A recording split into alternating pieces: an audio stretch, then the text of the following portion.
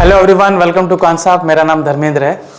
आज मैं बात करने वाला हूँ how to make long term investment in stock market. ठीक है, कुछ बेसिक से करना चाहेंगे। ठीक है, और इसमें हम देखेंगे कि किस तरीके से मैं टेक्निकल्स और डेटा को यूज़ करके मैं एक लॉन्ग टर्म इन्वेस्टमेंट कर सकता हूँ। ठीक है, फंडामेंटली भी हम करते हैं, कुछ फंडामेंटल्स भी मैं आपको बताऊंगा कि किस तरीके से मैं उसको चेक करूंगा, और टेक्निकल्स और डेटा के हिसाब से अगर मुझे जाना है तो मैं किस तरीके से उसमें इन्वेस्ट करूंगा। ठीक है, तो चलिए चेक करते हैं और देखते हैं कि एक long term investment stock market में कैसे बना सकते हैं। ठीक है, तो पहले मैं डिस्कस करना चाहूंगा कि long term investment actually time frame क्या हो सकता है। ठीक है, तो सबका अलग अलग टाइम फ्रेम होता है कि लॉन्ग टर्म इन्वेस्टमेंट लोग कितने दिन के लिए चाहते हैं। ठीक है, तो जब भी मैं लॉन्ग टर्म की बात करूं, कुछ लोग सोचते हैं कि मैं 1 मंथ के लिए जाऊंगा, कुछ लोग जाते हैं 3 मंथ्स, कुछ 6 मंथ्स, और कुछ सीधा 1 ईयर, या कुछ लोग हमेशा के लिए उसको होल्ड करना चाहते हो। ठीक है, तो वो भी कर सकते हो आप। कोई भी लार्ज कैप कंपनीज अगर आप पिकअप करते हो और उसको हमेशा के लिए इन्वेस्ट करना चाहते हो तो हम वो भी करते हैं, बशर्त ये है कि उसमें हम सबसे ज़्यादा क्या चेक करते हैं, उसका फंडामेंटल्स चेक करते हैं। ठीक है, फंडामेंटल्स चेक करते हैं। अब जो फंडामेंटल्स में सबसे ज़्यादा इंपॉर्टेंट होता क्या है, अगर मैं एक बहुत लंबे टाइम के लिए अगर इन्वेस्ट करना चाहता हूं तो मैं उस संदर्भ में बात कर रहा हूं। ठीक है, तो सबसे ज्यादा फंडामेंटल्स में फाइनेंशियल्स में चेक करता हूं। ठीक है, तो फाइनेंशियल्स में क्या आएगा, आपका स्टेटमेंट्स आएगा। ठीक है, P&L सब लोगे, फिर आप इसका कैश फ्लो देखोगे। ठीक है, आपको उसमें कैश फ्लो दिखेगा, स्टेटमेंट्स में तो आपको सारा चीज दिखेगा कि पैसा किधर से किधर आ रहा है, किधर कहां जा रहा है। ठीक है, ये सारी चीजें उसमें बताई जाएगी। तो उसमें हमें कंपनी का एक्सपेंडिचर मालूम पड़ता है कि कंपनी किधर खर्चा कर रही है, कंपनी को रेवेन्यू कहां से आ रहा है। तो जहां से भी रेवेन्यू आ रहा है, क्या वो सस्टेनेबल है, जो कंपनी जो बिजनेस कर रही है क्या वो सस्टेनेबल है, आप देख रहे हैं कि वो लॉन्ग टर्म में हो सकता है, तो वो सारी चीजें उसमें बताई जाती है। ठीक है, तो कैश फ्लो से हमें मालूम पड़ता है कि कंपनी कहां का इन्वेस्ट कर रही है, और कहां कहां पर आप ये देखोगे कि कहां से उनको रेवेन्यू आ रहा है, कहां कहां पर उनको अच्छा खासा प्रॉफिट हो रहा है। तो कैश फ्लो स्टेटमेंट बहुत इंपॉर्टेंट होता है। P&L प्रॉफिट एंड लॉस तो हम देखते हैं कि कंपनी को लॉस हो रहा है कि नहीं हो रहा है, उसे चेक करते हैं। हम ये भी चेक करते हैं कि क्वार्टर एंड क्वार्टर बेसिस पर उनका प्रॉफिट कैसा हो रहा है। ठीक है, लेकिन ये प्रॉफिट जो है ये सस्टेनेबल है कि नहीं, ये आपको कैश फ्लो से ही मालूम पड़ता है। तो हम कुछ फाइनेंशियल चेक करते हैं, हम उस पर रेशियोज चेक करते हैं। ठीक है, तो रेशियोज में क्या चेक करते हैं, हम देखते हैं प्राइस टू इक्विटी रेशियो, देखते हैं कि ये जो करंट जो प्राइस है इसका वो ओवर वैल्यूड है कि अंडर वैल्यूड है। ठीक है, हम उसको पीई रेशियो बोलते हैं।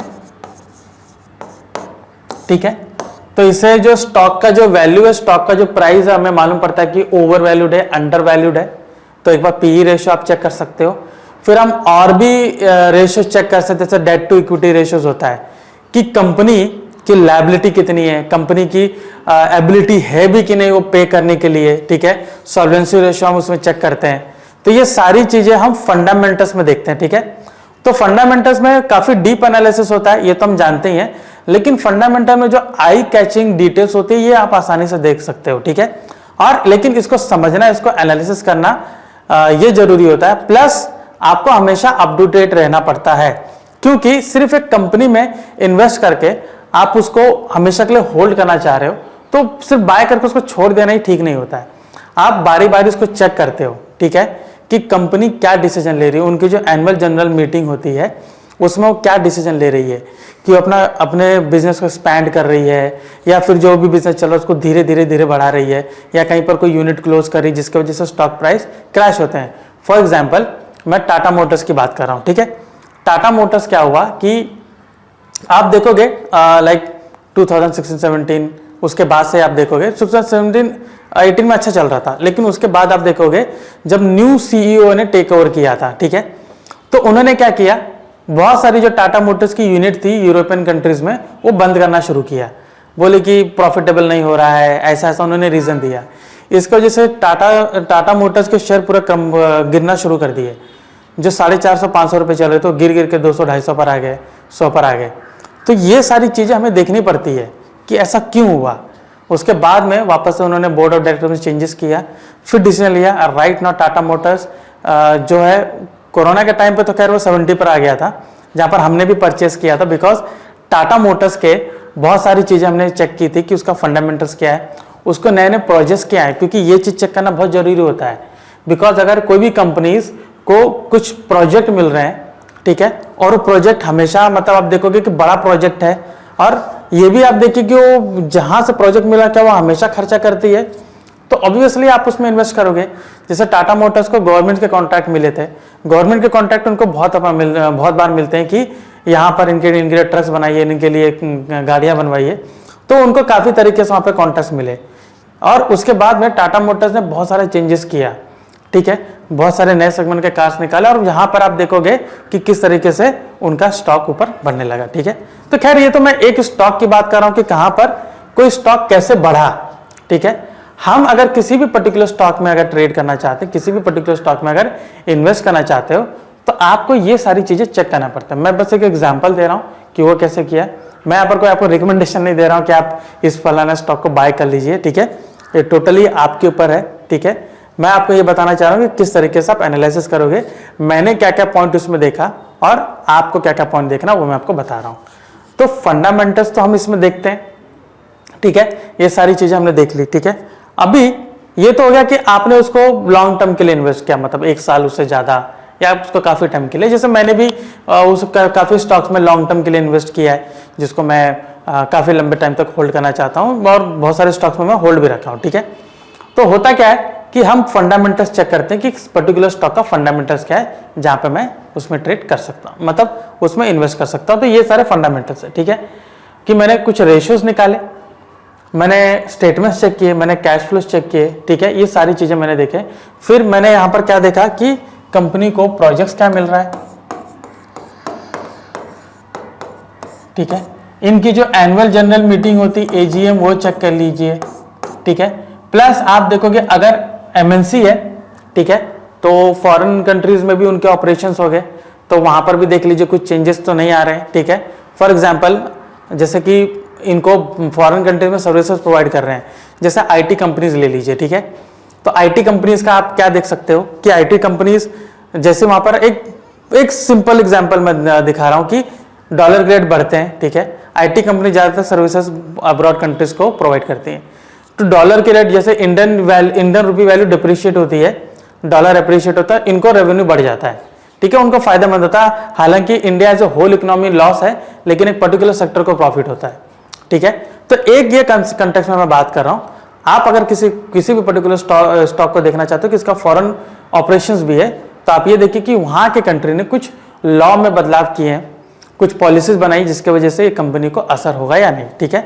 तो न्यूज में हमेशा बने रहिए, बिकॉज आप इन्वेस्ट कर रहे हो लॉन्ग टर्म के लिए, एक अच्छा खासा अमाउंट उसमें स्पेंड कर रहे हो, तो आपको न्यूज में बने रहने की जरूरत है, आपको न्यूज देखने का जरूरत है, ठीक है। तो ये तो हो गया फंडामेंटल टाइप्स, ठीक है। अभी आते हैं कि अगर मैं किसी पर्टिकुलर स्टॉक को 1 साल के अंदर ही मैं उसको रखना चाहता हूँ, लॉन्ग टर्म का मतलब वो भी होता है, या फिर मैं देखूंगा कि उसको मतलब कोई भी स्टॉक को मैं 6 महीने से ज्यादा का होल्ड करना चाहता हूँ, ठीक है। तो मैं 2 तरीके से मैं जा सकता हूँ, ठीक है। इसमें मैं जाऊंगा, टेक्निकल्स भी लूंगा और मैं डेटा भी लूंगा, ठीक है, टेक्निकल्स से भी मैं जाऊंगा और डेटा भी लूंगा, ठीक है। अभी यहां पे ये दोनों हिसाब से जब मैं ट्रेड कर रहा हूं, तो यहां पर आपको एक चीज ध्यान देने की जरूरत है, चाहे मैं टेक्निकल से जाऊं चाहे मैं डेटा से जाऊं, मुझे यहां पे ऑलवेज चेक करना है कि ये पर्टिकुलर स्टॉक के रिगार्डिंग कोई न्यूज आई है या नहीं। बिकॉज मैं होल्ड कर रहा हूं, दुनिया भर में कुछ भी हो रहा है, लड़ाई हो रही है, जो टैरिफ वॉर चल रहा है, ठीक है, टैरिफ वॉर मतलब एक कंट्री का ट्रेड वॉर चल रहा है, वो टैरिफ बढ़ा रहे हैं, जिसके वजह से असर दिखता है, तो मेरा स्टॉक पे भी असर गिरेगा, ठीक है। तो ये सारी चीजें देखना है, जैसे ओपेक कंट्रीज है, ऑयल के प्राइस बढ़ाते घटाते रहते हैं, तो ऑयल इंडस्ट्री हिलती है, ठीक है। तो ये चीज हमें ध्यान देनी पड़ती है, भले मैं किसी भी टूल का इस्तेमाल कर रहा हूं, आपको यहां पर तो ध्यान देना ही है, अदरवाइज नुकसान ज्यादा हो सकता है, ठीक है। तो टेक्निकल्स में मैं यूज करता हूं, ठीक है, मैं यहां पर एक RSI यूज करता हूं, तो 1 डे का टाइम फ्रेम यहां पर लगाता हूं और मूविंग एवरेज एक बार लगाता हूं मैं, ठीक है, मूविंग एवरेज लगाता हूं भी 200 का, ठीक है, 10 20 50 नहीं 200, ठीक है, 200 का आप लगाइए। RSI काम करता है, ऐसा नहीं कि उसमें काम नहीं करता, उसमें मैं आपको दिखाऊंगा किस तरीके से काम करता है। ठीक है, डेटा में मैं फ्यूचर डेटा का इस्तेमाल करता हूं और आरपीजी जो हमारा टूल है मैं इसका भी इस्तेमाल करता हूं। तो आरपीजी में भी दिखाऊंगा कि आरपीजी में एक लॉन्ग टर्म के हिसाब से आपको कितना अच्छा ट्रेड उसमें मिल सकता है। ठीक है, तो पहले मैं आपको टेक्निकल्स दिखाता हूं, फिर मैं आपको डेटा के हिसाब से दिखाता हूं। टेक्निकल्स में यहां पर RSI है। ठीक है, तो चलिए हमने कॉन्सेप्ट एप्लीकेशन ओपन किया है और यहां पे मैं जाऊंगा एनालाइज में जाके चार्ट्स, ऑर्डर एंड ट्रेड। ठीक है, तो यहां पर देखिए SBI N मैंने लगाया हुआ है। ठीक है, ऑलरेडी। ठीक है, SBI बैंक है, यहां पे मैंने लगाया हुआ है और ये मेरा 200 डे का मूविंग एवरेज है। ठीक है, तो 200 डे का जो मूविंग एवरेज है, अभी एक सिंपल वे में मत जाइए कि यहां पर क्रॉस किया तो ऊपर में जाऊंगा, नीचे क्रॉस किया तो मैं नीचे जाऊंगा। मैं ऐसा ट्रेड इसमें नहीं बनाता। मूविंग एवरेज में हमेशा देखता हूं कि जो मार्केट है, उस मार्केट है यानी स्टॉक जो उसका ट्रेंड क्या हो सकता है। ठीक है, तो अगर 200 के ऊपर है तो ऑब्वियसली ट्रेंड को फॉलो कर रहा है, 200 के नीचे तो वो ट्रेंड को नीचे फॉलो कर रहा है, ये चीज हम मानते हैं। ठीक है, लेकिन इसके साथ साथ में मैं लेवल्स को भी मैं मार्क करता हूं। ठीक है, कि अगर ये लेवल्स बना हुआ है तो अगर इसी के फॉलो कर रहा है ट्रेंड तो ठीक है। ठीक है, तो उसी के ट्रेंड के हिसाब से देखता हूं। तो यहां पर देखिए, जैसे यहां पर मैंने बनाया है कि ये लेवल्स है। ठीक है, देख सकते हो। ठीक है, तो ये अगर लेवल्स जो है अगर इसके ऊपर नहीं जाता है तो SBI ऊपर नहीं जाएगा, जो कि आप देखो वहां से गया है। ठीक है, तो चलिए, ये तो एक दूसरा कॉन्टेक्स्ट होता है, लेकिन यहां पर मैं सबसे ज्यादा क्या देखूंगा कि अगर मुझे रेजिस्टेंस तो मैं देखता हूं, लेकिन सबसे ज्यादा मैं इसमें सपोर्ट देखता हूं जब मुझे बाय की बारी आती है। ठीक है, रीजन है क्योंकि सपोर्ट पे मुझे छोटा स्टॉप लॉस मिलता है। रेजिस्टेंस ब्रेकआउट करते तो वहां पर तो मिलता है, लेकिन कई बार मुझे स्टॉप लॉस बड़ा मिलता है। मैं सपोर्ट पे कॉल का ट्रेड में इसलिए लेता हूं, मतलब कॉल का इन द सेंस मैं बुलिश ट्रेड इसलिए लेता हूं क्योंकि वहां मुझे वहां पर छोटा मुझे स्टॉप लॉस मिलता है। ठीक है, तो चलिए आपको दिखाते हैं। तो RSI जो है यहां पर, ठीक है, RSI का कंसेप्ट समझिए कि RSI एक्चुअली काम कैसे करता है। ठीक है, ये आपको समझ में आ गया होगा। ठीक है, RSI मैं बताता हूं। तो अगर मैं RSI की बात करूं तो यहां पर इसका एक अपर बैंड है, ये लोअर बैंड है। अपर बैंड आपका 70 है, लोअर बैंड आपका 30 है और बीच में ऐसा एक बैंड जाता है। ठीक है, तो प्राइस अगर यहां से जाके 70 क्रॉस करता है तो ये क्या बोलते हैं कि ये ओवर बॉट जोन में आ गया है। ठीक है, और प्राइस अगर यहीं से नीचे जाता है तो ये बोलते हैं कि ओवर सोल्ड जोन में आ गया है। ठीक है, overbought and oversold zone में आ गया है। तो जनरली लोगों का कंसेप्ट क्या होता है कि ओवर बॉट में अगर गया है तो मतलब बाइंग बहुत ज्यादा हो चुकी है, प्राइस यहां से नीचे आने की संभावना है। ठीक है, और कई बार वो आता भी है। ठीक है, कई बार वो आता भी है। मैं यहां पर क्या करता हूं कि अगर ओवर बॉट में गया है तो मैं इमीडिएटली सेल या बाय का पोजीशन बिल्कुल नहीं बनाता हूं। ठीक है, मैं वेट करता हूं प्राइस एक्शन का, मैं वेट करता हूं। अगर मुझे लॉन्ग टर्म में भी देखना तो मैं वेट करता हूं कि वो रिटर्न हो। ठीक है, और अगर 200 के नीचे है तो ही जाके मेरा उसमें ट्रेड बनता है। ठीक है, मतलब ये है कि अगर ये 70 के नीचे क्रॉस करा है लेकिन वो जो मेरा मूविंग एवरेज है इसके नीचे ये कंडीशन बन रही है, यहां पर बन रही है, तो ही मेरा वो ट्रेड उसमें बनता है। ठीक है, तो ज्यादातर मैं कोशिश करूंगा कि मैं वहां पर ट्रेड बनाऊं। ठीक है, उसके अगर ये ऊपर रहता तब भी मैं उसमें बना सकता हूं, कोई इश्यू नहीं। 200 डे मूविंग एवरेज ठीक है, ट्रेंड तो आपको बताता है, लेकिन अगर सिर्फ मैं RSI को देखकर बना तो तब भी मैं उसमें बना सकता हूं। यही होगा कि मेरा ट्रेड थोड़ा ज्यादा हो जाएगा। ठीक है, तो यहां पर आप देखिए क्या होता है कि कई बार सिर्फ इतना ही सिंपल नहीं होता है कि इसी के नीचे बन रहा तो कर, कई बार ऊपर भी बनता है। तो ऊपर अगर बहुत सारा रेजिस्टेंस है, बार बार इसको ऐसे से टच करके आ रहा है 70 वाले लेवल को, तो ऑब्वियसली आप यहां पर बना सकते हो। ठीक है, आई एम सॉरी, आप यहां पर ट्रेड बना सकते हो कि ये नीचे आ जाए। ठीक है, यहां पर ट्रेड बना सकते हो। ऑलराइट, यहां पर भी बना सकते हो और यहां पर भी बना सकते हो, बहुत सिंपल है। ठीक है, तो यहां पे मैं आपको क्या बताना चाह रहा हूं कि अगर RSI यहां पे 70 है, ठीक है,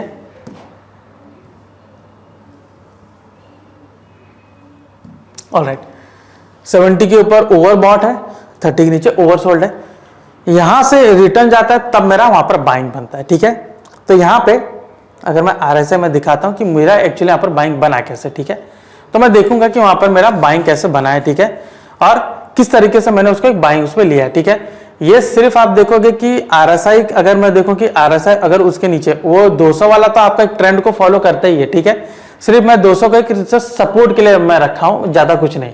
मेरा मेन यहाँ पर आप देखोगे सबसे इंपॉर्टेंट इंडिकेटर यहाँ पर RSI है, ठीक है। तो यहाँ पर देखिए ये सपोर्ट बना हुआ, ठीक है। यहाँ पर देखिए अगेन यहाँ पर मैं बना देता हूं, ये मेरा सपोर्ट है, ऑलराइट, ठीक है। ये देखिए यहाँ पर सपोर्ट बना हुआ है, ऑलराइट। एक बार RSI के यहाँ पर इसमें बना है, ठीक है। और यहाँ पे देखिए प्राइस एक्शन देखिए यहाँ पर क्या बना हुआ है। अगर आपने मेरा कैंडलस्टिक वाला अगर सेशन अगर देखा होगा तो आपको यहाँ मालूम पड़ेगा कि ये आपका एक मॉर्निंग स्टार वाला सिस्टम बना हुआ है। तो यहाँ पे मेरा ट्रेड यहाँ एंट्री होती है, प्राइस है 452 रुपए, ठीक है, सिंपल है 452 रुपए। स्टॉप लॉस मेरा रहेगा यहाँ पर नीचे, स्टॉप लॉस रहेगा 424। ऑलमोस्ट आप देखोगे कितना है ये 26 + 2 28, मतलब 30 पॉइंट का स्टॉप लॉस है अप्रोक्सीमेट। तो 30 पॉइंट का स्टॉप लॉस, वो भी 400 रुपए का स्क्रिप है। तो ऑलमोस्ट आप देखोगे कि ये लगभग आप देखोगे 7-8% का यहाँ पर स्टॉप लॉस है, राइट। तो 7-8% का स्टॉप लॉस है, राइट। तो मुझे टारगेट भी कुछ अच्छा होना चाहिए, एटलीस्ट 7-8% तो होना चाहिए। 10% हो सकता है, 10-14% हो सकता है मिलने की संभावना है, लेकिन वो डिपेंड करता है कि प्राइस कहां पर जा रहा है, ठीक है। यहां पर देखिए मैंने ओवरसोल्ड के यहाँ पर मैंने बाई किया, ओवरसोल्ड के ऊपर जैसे निकला मैंने बाई किया, 452 का मेरा बाइंग था। हाई देखिए यहां पर कहां किया इसने 506, तो 58 पॉइंट का यहां पर इसने दिया है, ठीक है। ऑलमोस्ट आप देखोगे 60 टच करते करते गया, लेकिन 1:2 का टारगेट यहां पर मुझे दे दिया है। वहां पर अगर मैं 28 पॉइंट का स्टॉप लॉस देखूं तो उसके हिसाब से 50 यहां पर मुझे 52 48 + 6 54 उसने दिया है मुझे, ठीक है। ऑलमोस्ट मुझे वहां पर दिया है। वापस से रिट्रेस करके वहीं पर आया, फिर से देखिए ओवरसोल्ड में वहां पर गया, ओवरसोल्ड के जोन के पास गया, वहीं से रिटर्न होके इसने आगे दिया है 548 52, मतलब ऑलमोस्ट आप देखोगे वहां से 100 पॉइंट का मूव दिया है। तो जहां पे 7% का मुझे स्टॉप लॉस हो रहा था, वहां पे 7% का स्टॉप लॉस था, वहां पे 20% का रिटर्न दिया है। 450 से 550 गया है, क्लियरली आप देख सकते हो, ठीक है। तो ये एक सिस्टम बना हुआ है, ठीक है। यहां पे अगर बीच में कहीं पर भी ये ओवरबॉट जोन में चला जाता तो मैं वहां पर एग्जिट कर लेता, लेकिन आपने देखिए यहां ओवरबॉट में गया ही नहीं, ओवरबॉट में यहां पर गया ही नहीं, ये वापस से ओवरसोल्ड में आया और यहीं से आप देख सकते हो किस तरीके से ऊपर भाग गया, किस तरीके से वहां से ऊपर गया, ठीक है। यहां पर देखिए यहां पर आया ये ओवरसोल्ड जोन में, जहां पर मुझे एग्जिट कर लेना चाहिए। तो बहुत सिंपल है, टेक्निकल के हिसाब से जाइए, 1 डे का डेटा लगाइए, 1 डे में आपको मिल सकता है। आप जितना कम टाइम फ्रेम रखेंगे, थोड़ा इंडिकेटर वैसा कम काम करता है, इंडिकेटर आपको लॉन्गर टाइम फ्रेम में अच्छे रिटर्न देते हैं। तो यहाँ पर आप क्लियरली देख सकते हो, ठीक है। अभी वहां पर देखिए क्या वहां से नीचे वहां पर आया हुआ है, नहीं। यहाँ पर देखिए अगर यहां से मैं कैंडलस्टिक पैटर्न को फॉलो करूं तो मेरा एक एसएल हुआ है, यहाँ पर क्लियर एसएल है, ठीक है। यहां से थोड़ा रिटर्न दिया है, अगर मैं स्टॉप लॉस को ट्रेल करूं तो ये वाला मेरा स्टॉप लॉस हिट नहीं हुआ है। रीजन मैं आपको दिखाता हूं, यहाँ पर ये देखिए, यहाँ पर अगर मैं यहाँ पे इसको ट्रेड लेता हूँ, ठीक है, यहाँ पर मैंने इसको ट्रेड लिया, ये यहाँ पर एंट्री हुई है मेरी, ठीक है, 561, वहां से लो कितना किया है 519, 561 का मेरा यहाँ पर एंट्री है, स्टॉप लॉस मेरा होगा 578, ठीक है। तो ऑलमोस्ट 20 रुपीज, तो 1:2 का टारगेट तो मुझे दे दिया है यहाँ पे, क्योंकि 520 आया है, 40 रुपए नीचे आया है, मेरा रिटर्न है वहां पे, कोई इशू नहीं है, ठीक है। तो रिटर्न है 1:2 का जो मेरा टारगेट रहता है उसके हिसाब से दिया है इसने, ठीक है। आगे इसने दिया है, देखिए यहाँ पर दिया है, अगेन देखिए ओवरसोल्ड से यहाँ से निकला है, ठीक है, 606 से, और यहाँ आई एम सॉरी ओवरबॉट से निकला है 606 से, लो किया है 500, 100 पॉइंट डाउन। और 606 से अगर मैं यहाँ पर ट्रेड लेता हूं, मेरा स्टॉप लॉस कितना होगा 630, 630 मतलब ऑलमोस्ट 24 रुपए का स्टॉप लॉस है, और 100 रुपए का पॉइंट दिया, 1:4 का रेशो है। तो इतना अच्छा रिटर्न आपको दे सकता है अगर आप ये सिस्टम फॉलो करोगे, ठीक है। तो ये हमारा लॉन्ग टर्म के लिए था। क्योंकि लॉन्ग टर्म में क्यों बोल रहा हूं, क्योंकि ये देखिए कई बार ये आपको लॉन्ग टर्म दे रहा, 16 नवंबर मतलब 11 नवंबर की एंट्री है, वो भी 2022 की। उसके बाद आप देखोगे ये 2023 में इसने रिटर्न कहां पर दिया है, जनवरी में दिया है। तो नवंबर दिसंबर जनवरी 3 महीना हो गया, तो थोड़ा लॉन्ग टर्म में हो जाता आपका। ठीक है, तो देख सकते हो कि इस तरीके से मेरा सिस्टम बना है। अभी आरपीजी का बता देते हैं ट्रेडिंग में। तो आरपीजी ऑलरेडी मैंने वीडियोस बनाया हुआ है, आरपीजी को आप आसानी से देख सकते हो कि किस तरीके से काम करता है। ठीक है, बहुत सिंपल है। प्रोग्रेसिव जोन में आया तो मैं बाय करूंगा, लैगार्ड जोन में आया तो मैं यहाँ पर डाउन साइड वाला मैं इसमें ट्रेड बनाऊंगा। ठीक है, प्रोग्रेसिव वाला अगर मैं ट्रेड कर रहा हूं तो यहाँ पर बाय करके मैं स्ट्रॉन्ग तक होल्ड करूंगा। स्ट्रॉन्ग आपका एक मोमेंटम जोन है। ठीक है, मतलब वहां मोमेंटम जोन में आता तो मैं होल्ड करूंगा, और वहां से जब लैगार्ड में जाता तो मैं यहाँ पर एग्जिट करता हूं। ठीक है, तो ये आपका लॉन्ग टर्म के हिसाब से हो गया। तो इसमें कुछ सेटिंग्स चेंज करनी पड़ती है। तो सेटिंग्स में आप जाएंगे, यहाँ सेटिंग्स में क्लिक करिए, और यहाँ पर सेटिंग्स में जाके ये इंट्राडे, डेली और वीकली है, तो यहाँ पर आप वीकली को सेलेक्ट करिए। तो जैसे वीकली को सेलेक्ट करोगे तो आपका पूरा सेटिंग चेंज हो जाएगा। तो जैसे यहाँ पर अशोक लेलैंड, आरती इंडस्ट्री फिलहाल इसमें आ रहा है। ठीक है, अभी अबाउट इंडिया देख सकते हो कि वो वहां से स्ट्रॉन्ग से थोड़ा नीचे आ रहा है। ठीक है, तो अगर मैं यहाँ पर जाता हूँ 9 जून को, ठीक है, यहाँ पर आगे अगर मैं डेटा इसको आगे फॉलो करता हूँ, तो जैसे आप देख सकते हो कि यहाँ पर किस तरीके से स्टॉक्स जो है प्रोग्रेसिव में जाके स्ट्रॉन्ग में जाते हैं, फिर लैगार्ड में जाते हैं, देन अगेन वीक में जाते हैं। ठीक है, तो यहाँ पे सिस्टम बहुत सिंपल है। सेटिंग्स में जाके वीक को सेलेक्ट करिए। ठीक है, उसके बाद कोई स्टॉक अगर स्ट्रॉन्ग यहाँ पर प्रोग्रेसिव जोन में आता है उसको बाय करिए। ठीक है, स्ट्रॉन्ग में जोन में जाता तो आप देखोगे कि काफी अच्छा आपको वो रिटर्न वहां पर दे रहा होगा। ठीक है, काफी अच्छा रिटर्न वहां पर दे रहा होगा। एंड सिमिलरली कोई स्ट्रॉन्ग लैगार्ड जोन में आता है तो आप उसको सेल करिए, और जैसे ही वो वीक जोन में आता है तो आप वहां पर देखोगे काफी अच्छा रिटर्न वहां पर दे रहा होगा, वहां पर आप उसको एग्जिट कर सकते हो। ठीक है, बास्केट बनाने का बहुत सिंपल तरीका है। क्रिएट बास्केट में जाइए। ठीक है, यहाँ पे बास्केट पे एंटर कीजिए। ठीक है, जैसे मैंने यहाँ पर कुछ स्टॉक को मैंने ऐड किए थे, लॉर स्लैब है। ठीक है, और मान लीजिए आपका ऑरो फार्मा है। ठीक है, तो मैंने इसको यहाँ पर ऐड किया। ठीक है, तो सेटिंग्स यहाँ पर जो भी बास्केट आप सेव करोगे, यहाँ पर अगर आप सेव करते हो क्लिक करिए तो लेफ्ट साइड में जो आप देख रहे हो यहाँ पर आपको बास्केट दिखेगा। तो जैसे मैंने आप फार्मा का बास्केट बनाया तो फार्मा का दिखेगा। ठीक है, सेटिंग्स बहुत सिंपल है। सेटिंग्स में जाइए और इसको क्लिक करके यहाँ पर वीकली कर लीजिए। ठीक है, सेटिंग्स आपकी चेंज हो जाएगी। तो यहाँ पे आप देख सकते हो ये आपको काफी टाइम का यहाँ पर डेटा दिया, जैसे 9 जून से डेटा दिया। तो देखिए लॉरस लैब 9 जून को यहाँ पर आया हुआ था। ठीक है, तो 9 जून को अगर लॉरस लैब वहां पर आया हुआ था प्रोग्रेसिव जोन में, तो क्या 9 जून को उसका प्राइस क्या था वहां पर देख लेते हैं। तो एनालिसिस में जाके चार्ट में जाएंगे, तो यहाँ पर चार्ट में लॉरस लैब एंटर करते हैं, लॉरस लैब्स। ठीक है, तो चलिए, तो यहाँ पर हम क्लियरली देख सकते हैं ये रहा हमारा जून का डेटा। ठीक है, ये देखिए जून में, ये देखिए ये रहा जून।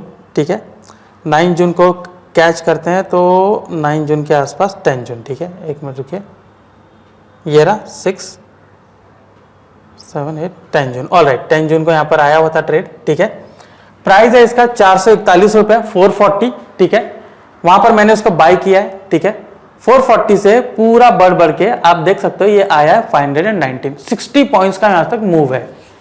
तो इसमें भी आप लॉन्ग टर्म के हिसाब से देख सकते हो, जून, जुलाई, अगस्त, सितंबर, आप देख सकते हो 4 महीना मुझे होल्ड करना पड़ रहा है, और यहां से मुझे इतना अच्छा इसने मूव दिया है। तो अगर आप डेटा के हिसाब से जाओगे तो आरपीजी आप ले सकते हो, टेक्निकल के हिसाब से जाओगे तो जो मैंने आपको आरएसए का सेटअप बताया आप उसको फॉलो कर सकते हो, और फंडामेंटल्स को जरूर चेक कीजिए, क्योंकि यहाँ पर आप लॉन्ग टर्म में इन्वेस्ट कर रहे हो तो बीच में कुछ नेगेटिव न्यूज आती है तो ड्रास्टिकली असर करती है हमारे प्राइस को, तो उस पर नजर जरूर रखिएगा। ठीक है, तो आई होप ये सेशन आपको पसंद आया होगा। ठीक है, और भी ऐसे जानकारी पूर्ण वीडियो जानने के लिए कॉन्सेप्ट से जुड़े रहिए।